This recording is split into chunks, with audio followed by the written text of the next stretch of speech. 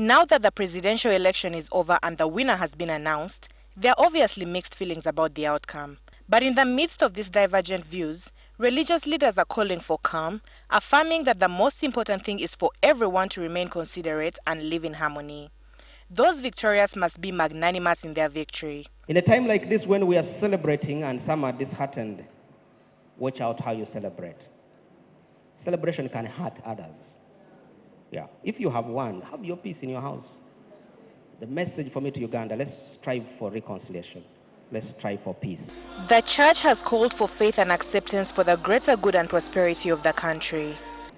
So when we go through an election like this, we really prayed on Wednesday that God's perfect will for Uganda be done.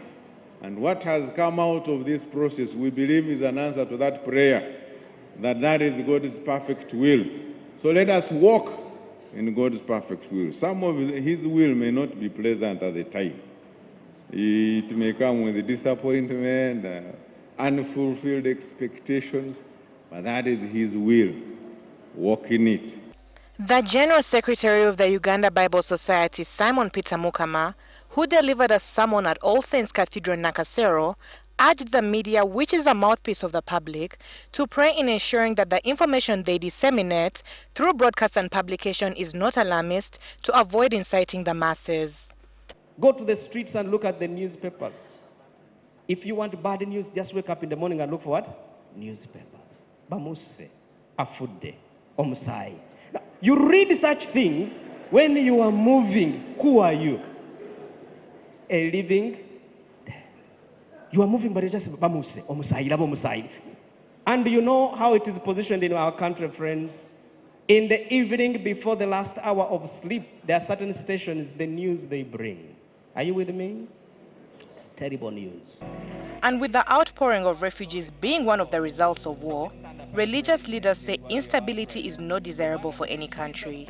Friends, it is a very challenging thing to be a refugee. Canon Simon can speak to that.